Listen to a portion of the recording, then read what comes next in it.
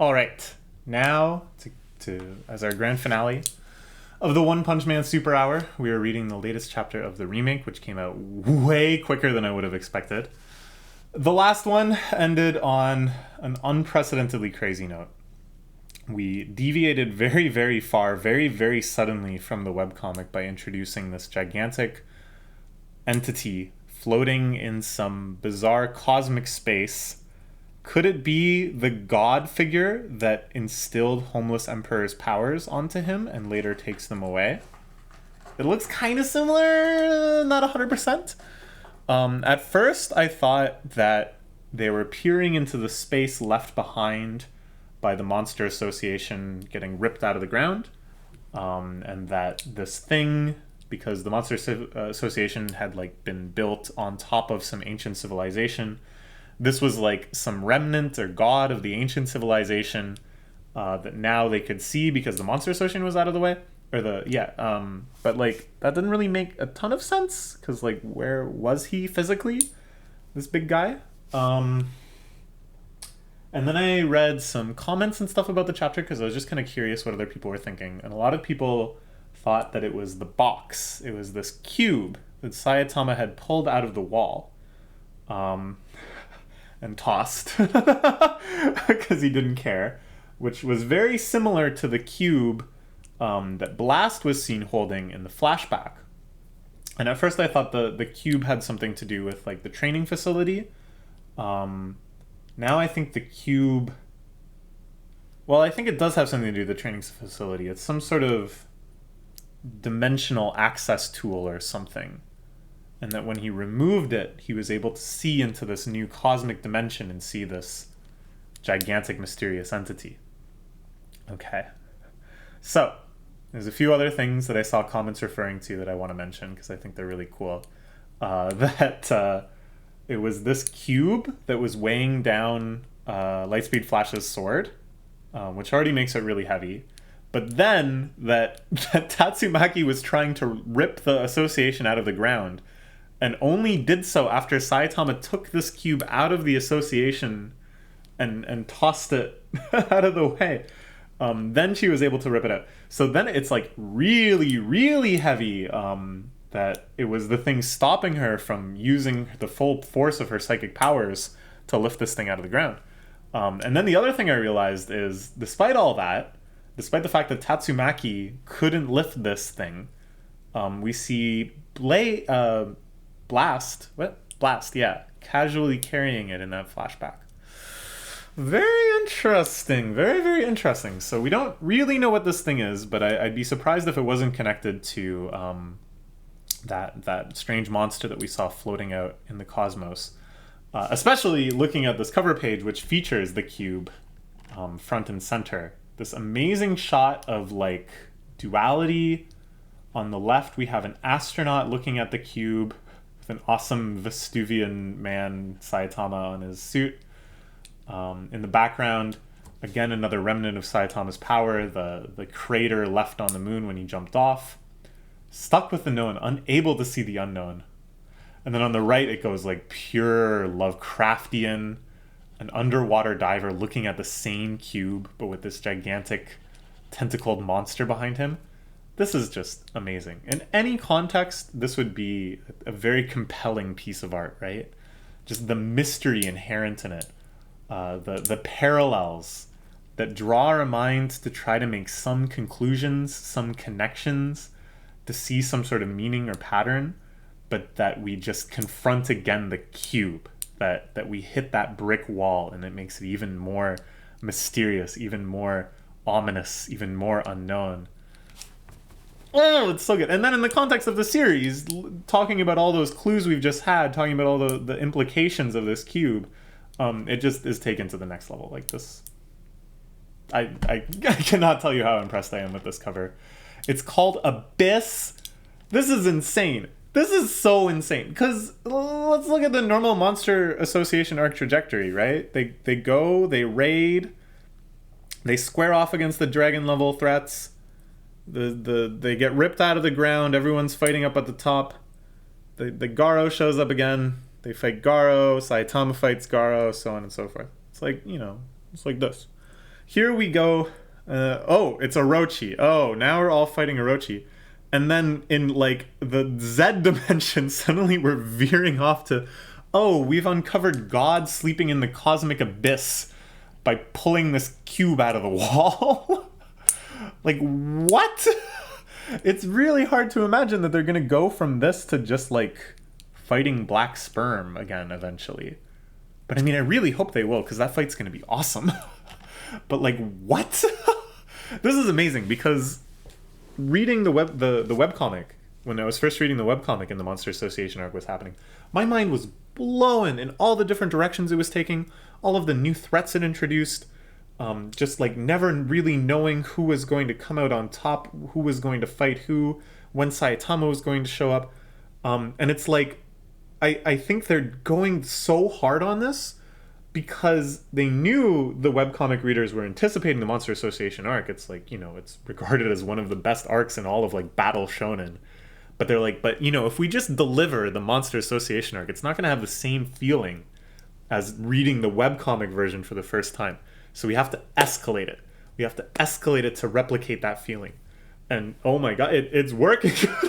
I feel the same way as I did back then, that I just have no idea what's going to happen, and I love it. Okay.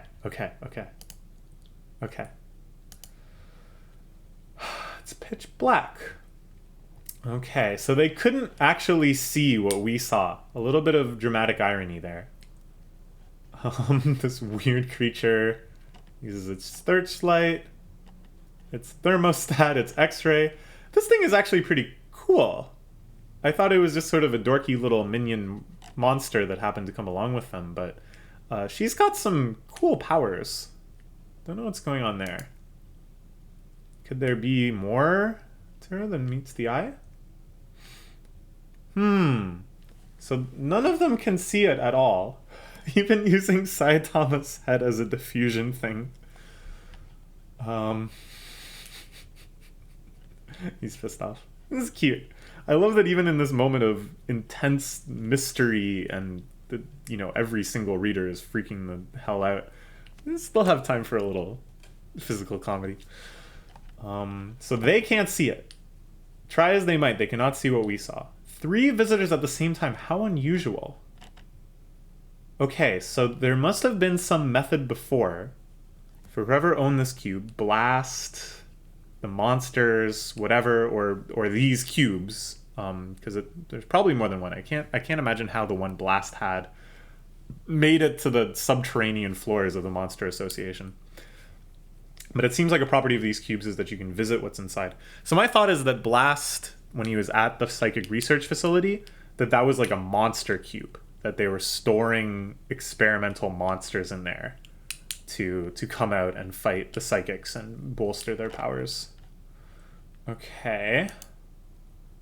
Let me see if you are worthy vessels to bestow my power upon. Okay. This is very much in the way of Homeless Emperor, right? And Homeless Emperor, we already saw his backstory, right? When he was first fighting Zombie Man, he explained the origin of his powers. And I think it was the same as the webcomic. He was just chilling out in a park. What's the point of any of this? Claude says you have to wreak environmental justice upon the world. Here are the powers you need to do so. I don't think there was any cube involved. I don't think he had to make a fervent wish.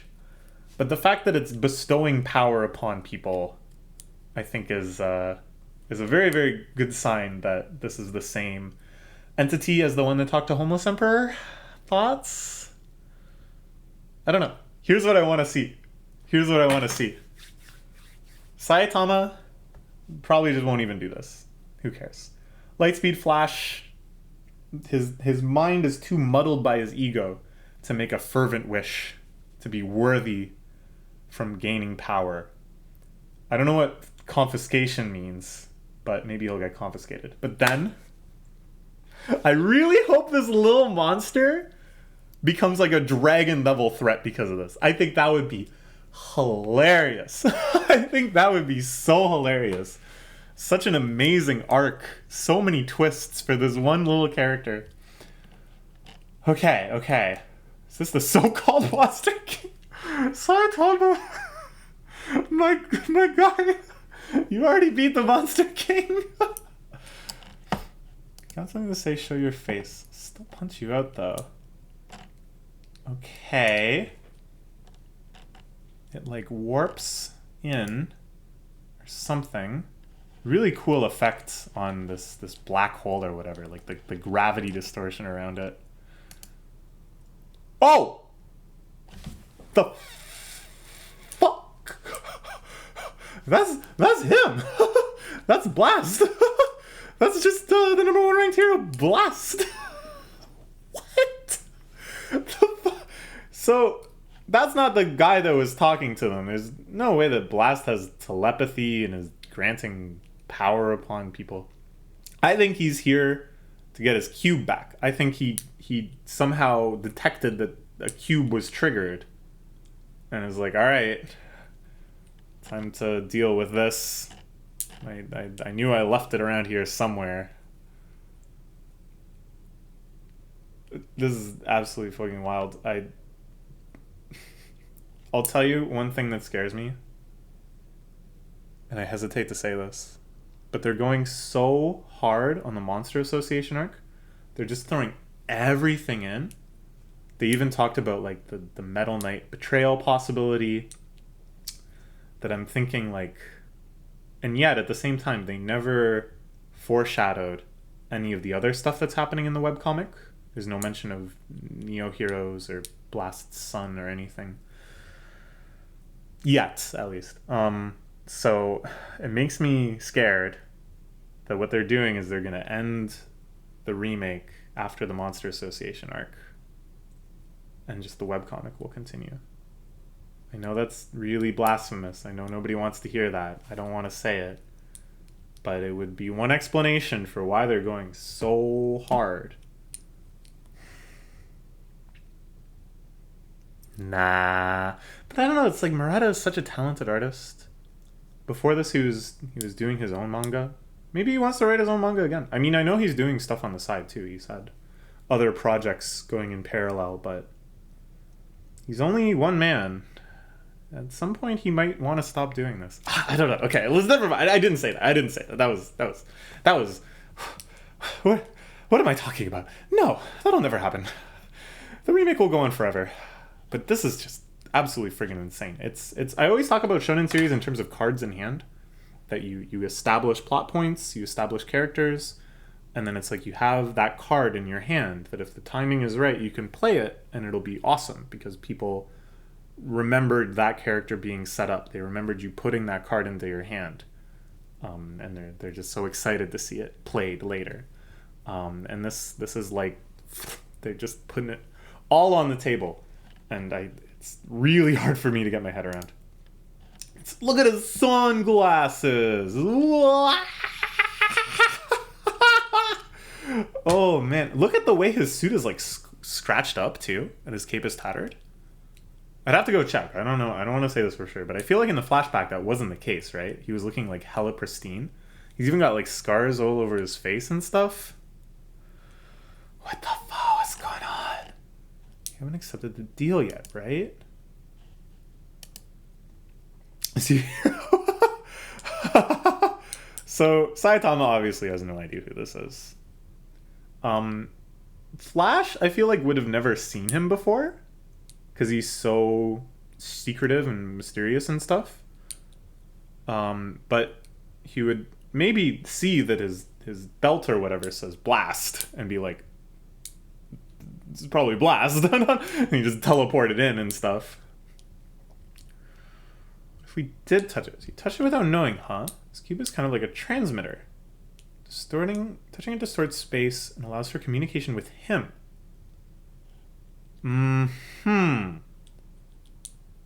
So there was one in the psychic research lab. So I don't think it's like a monster communicator anymore. It seems like there is just this one him, this godlike entity, probably the same one that gave Homeless Emperor his powers. And at the psychic training facility, they were using it to try to instill powers into the candidate psychics, I think. So that makes Blast being there a lot less suspicious, and him holding the cube a lot less suspicious. Maybe my conspiracy theories about Blast are weakening a little bit here. It seems like he has some way of knowing when the cube is touched, when it's being activated. when he is communicating with the outside world, and then he just pops in, takes care of whatever led to that situation, and picks it up. I love that he's twirling it around. Again, nobody could lift this thing. Saitama lifted it, of course. But like Tatsumaki, it seems like she couldn't lift this thing. Blast is pretty cool, I gotta say. It's so like scary to try to write a character like this after you've hyped him up so much.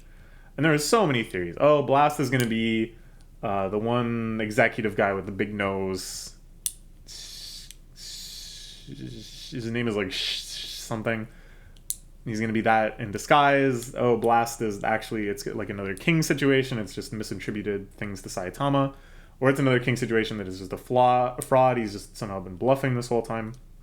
The very small hints we've been given as to like how he fights, the fact that he needs to have no consequences, that he can destroy the battle arena as much as possible, blah, blah, blah, blah, blah. To put a face to that, to put like a character and a personality to that, like a speech pattern, that's a big, big task to make it, live up to that, to make it line up with what we knew.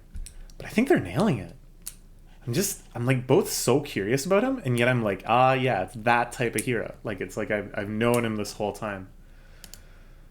You're Blast, aren't you? You're Blast. Yes, that's what his belt says. Can you not read English? What kind of sophisticated ninja are you? You're S-class, rank 13, flashy flash, right? What are you doing so far below ground? Oh, so maybe this is how their little adventure ends. That Blast is going to warp them back up to the surface now, and then they can get involved with the rest of the fights. Because otherwise, like, how the hell are they going to get out of here? Okay. It's interesting that he warps stuff around. That is not something I would have guessed is in his, like, power suite, given what else we know about him. But it's a cool power, and nobody else has done stuff like that yet. Nobody's warped, really. And then here, someone can leave a comment pointing out some monster or something that warps around that I forgot about. Anyways, it's pretty cool. Yeah, dude, just like the sunglasses and the hair and the warping and the it's so fucking cool. So I'd like to ask you. Is he really? I should test him. He's always doing this. This freaking moron. Dude, your sword just got broke. Don't break your arm, too. Just the arrogance. It's always gotta test me. Bro, don't test me. So he does maximum speed flashy kicks at Blasts. Because he has some sort of psychotic death wish. Calm down a sec. That is so... Nothing personnel, kid. I know you're fast. And I love this because we really do know that Lightspeed Emperor is fast. It's not that it's surprising, but just that his character is so well established, and that even against like other S-class heroes and stuff, he's the fastest. Like, that's his thing. And just to know like how he's feeling when he feels that hand on his shoulder, it's really, really well done. It's a habit of his to attack everyone he meets. Yeah. Time's flowing slower in this space than outside. You should get out of here quick. I'll take you to the surface. Okay. So kind of as I expected, this is just the most mind-blowing, insane setup to how Saitama and Flash are going to get back up to the surface. And I guess this little monster, too? Dang, I was hoping the little monster would receive the power of God. I think that would be kind of cool. This is crazy. Okay, never mind. What am I saying? They put a few cards on the table, and then they drew like 7 from the deck. And they're like... It's weird, though, because they're foreshadowing so much stuff, but like none of this is in the webcomic? So are they going to deviate further? Or is this just arcs that they're foreshadowing? Oh, sorry, I got like a tickle in my throat. I'm so friggin' excited. Or is this just foreshadowing arcs that haven't even happened in the webcomic yet, that haven't even been like foreshadowed in the webcomic yet? I don't know. Insane. Insane. Is it an exit? You warped in or something, right? Yeah, sorta. Yeah, sorta. That's quite the interesting line. Makes me think... So we've seen this kind of like weird cosmic dimension where this godlike entity lives.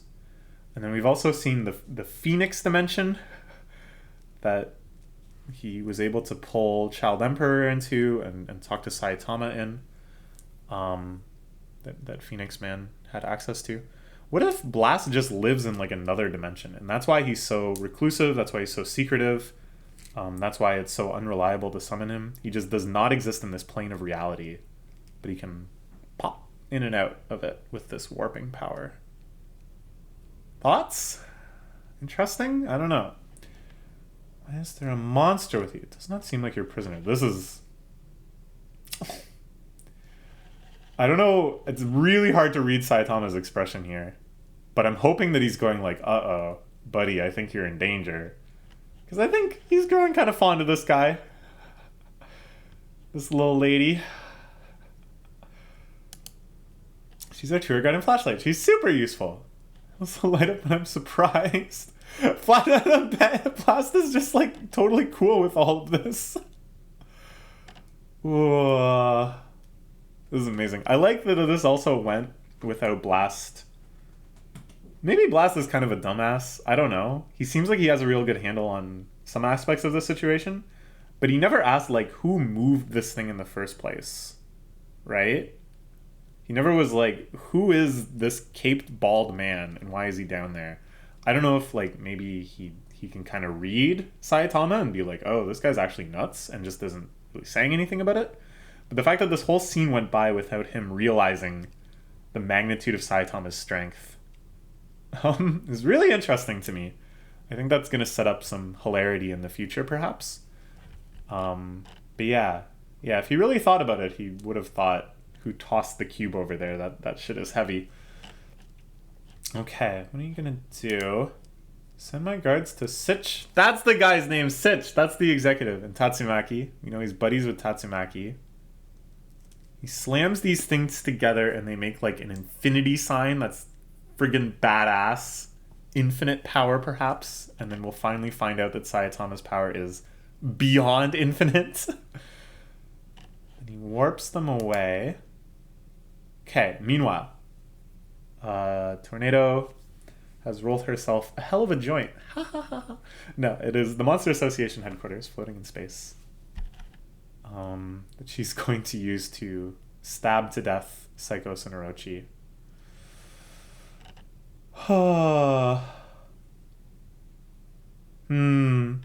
Yeah. He's kicking himself. This is something that I doesn't really go very acknowledged in the webcomic, as far as I can recall. That they really should have been there the whole time. Act as leader in my place. More thoughtful and a better judge of character than me. Always felt you were suited for the position.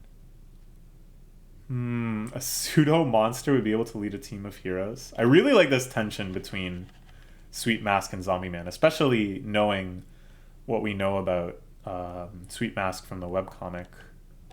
Our leader has to be the ideal human. Mr. Zombie Man isn't a monster. Aww. A lot more amazing mediators on the team than you think. You should be asking them rather than me. Aww. This is nice. This is very wholesome.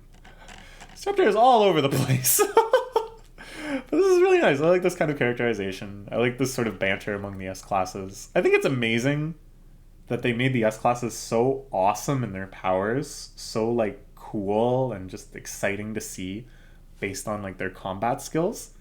And then totally in parallel in a way that's like, oh hey baby, hey toast. That's like totally in sync with the kind of person that would have those powers. They have all of these such strong personalities that like any interaction between any two people in S-Class, I'm curious about it. I want to see it play out. I want to see how they play off each other. This one is very wholesome, even though Zombie Man is naked. We're all human after all. And then of course we cut to Sweet Mask. See, they're foreshadowing stuff in the webcomic. but then other times they don't, and other times they foreshadow stuff that's not in the webcomic. It's all crazy. Okay, some sort of blast. Homeless Emperor. Okay. The fact that they're returning to Homeless Emperor is like another clue, I think, that the Wishing Cube entity and Homeless Emperor's benefactor must be the same, right? So the fight between Zombie Man and Homeless Emperor continues. Holy crap. This chapter is insane. What part of you is human? Ooh, and this is interesting too, because of all of the remaining monsters. Maybe Ugly Fuhrer as well. I don't know what the story is there. But Homeless Emperor was just a normal human. And I think Ugly Fuhrer was too. They were just a normal human that was empowered in some way. So it starts raising these questions. Where is the line between human and monster? It's good. It's very thematically tight. It's thematically tight. It's plot, even though it's all the friggin' over the place, there's still very tight connections between the random, very disparate advances and twists and new information. God, this is just so good. Like, you gotta know when you're living in the golden years. You gotta remember, you gotta acknowledge while it's happening, oh, these are the volumes I'm gonna go back and read over and over again. These are the volumes that when my friends pick up the series, I'm gonna be like, shit gets crazy around chapter 139. You gotta, oh man, you gotta just appreciate this. Okay, Tatsumaki nukes the Orochi Psychos abomination. That looks pretty powerful. That looks like a very strong attack. That might take care of it. And then she twists. Gurren Lagann style. This drill will pierce whatever the hell it needs to. So now it burrows back down. So she like flipped it over, right? And is now, yeah, because I don't know how many times it's been flipped over by now and which part was originally in the top or bottom, but whatever. I think it's going to get flipped one more time though. Okay. It goes even further down into the magma of the earth. The remnants of Orochi and Psychos splattered in the magma. Here we see an ancient temple. And they're worshipping. We're busting out the webcomic. I'm pretty sure. Jeez, what chapter is it gonna be? I was looking for this last time too. No, not that one. Way before that. Did I find it last time? I'm gonna look at the ones we looked at last time. No. No, before that. Before this. Well, before this. Here, I guess we can show this part because it's just the webcomic. It's after this.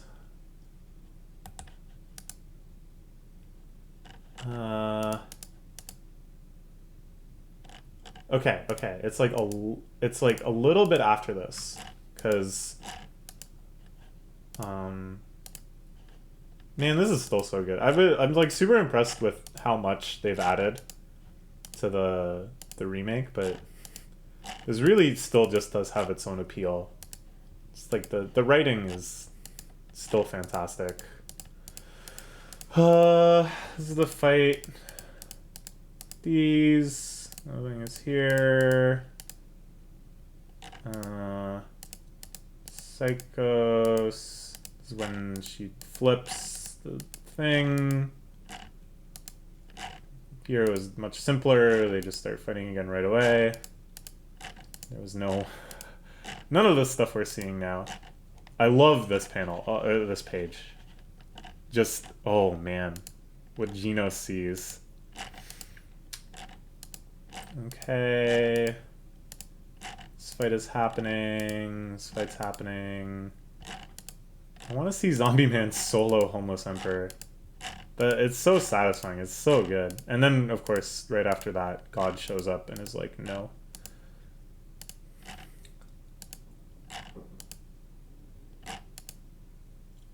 Oh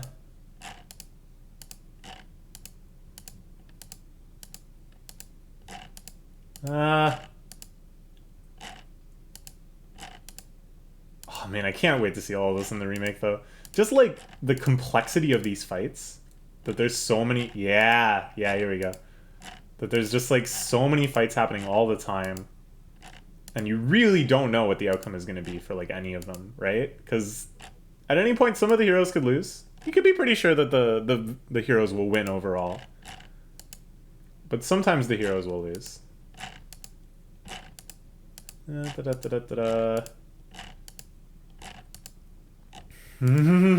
Sweet Mask is so good. But the fact that he was a monster. It's the backstory. And the fear. We were talking about this with the recent webcomic chapters. That the sumo guy. Oh, I thought it would be happening by now. Oh wait, legendary panel. Just had to shut that out. Is it worth it? I'm almost certain that the design is the same, and that this is showing the ancient civilization worshipping that god, which is why one of the cubes was there in the first place. Insta kill.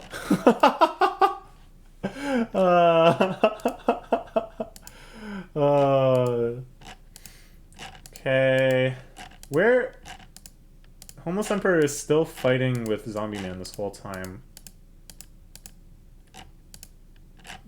Here we go. Oh, I thought he had horns.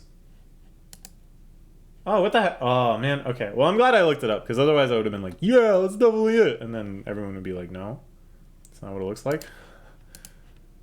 But, oh, it kind of looks like Orochi, too. It looks like something very familiar. But it couldn't be Orochi, because Orochi was just created by Psychos somewhat recently, at least in that form, right? Unless this is like the true form of all monster kings or whatever. But they all converge to that form or something. I don't know. I think it's God. Like the Homeless Emperor God. Cube God. Hey, there's Insta kill again. Nice.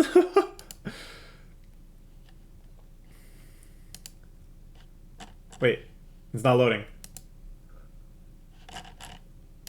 Is that it? Is that... Oh, that's just it. Okay. This has been a long video already. I had a lot to say about this one, but I actually want to go back and look at the previous chapter too, because there was that little illustration at the end. How do I find... Yes, are you hungry? Your food is coming out in 10 minutes. How do I find, you know, chapter 138? So there's that little bonus illustration at the end. And the note said, if you can find it, good for you. And Viphav commented, you didn't find it. So I'm gonna go look again. I think it's okay to show this. This was just a bonus illustration from the volume. If you can spot it, make of it what you will. And I thought it was this, because they showed the close-up of this. But no, apparently not. This is just Orochi, right? I think. But it also kind of looks like that god that was being worshipped with like the head tentacles and stuff. So again, is it like just the convergence on the form or something? What else could it be? Let's look very closely. It's such a cute illustration. So intricately detailed.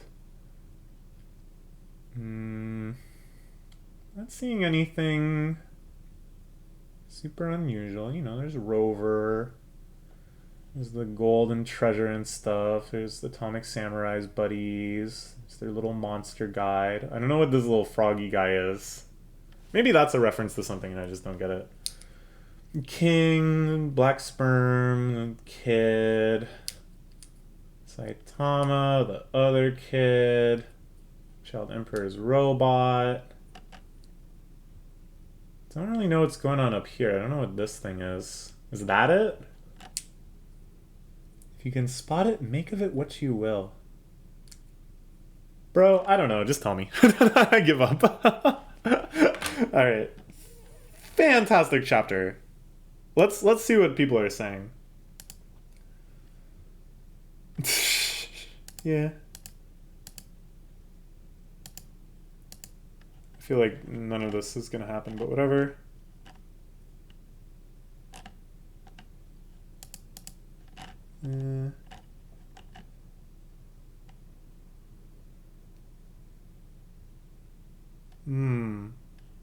Okay. Okay. Okay. Okay. Maybe?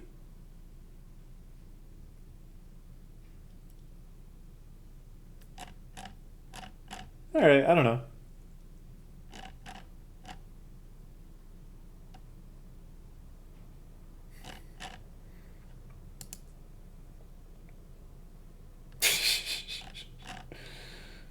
Alright, alright.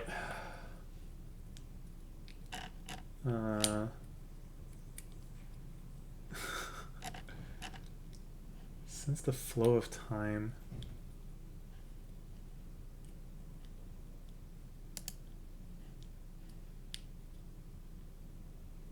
The Kage is being used for Blaster. Wow, I didn't even notice that. Oh my gosh. Okay.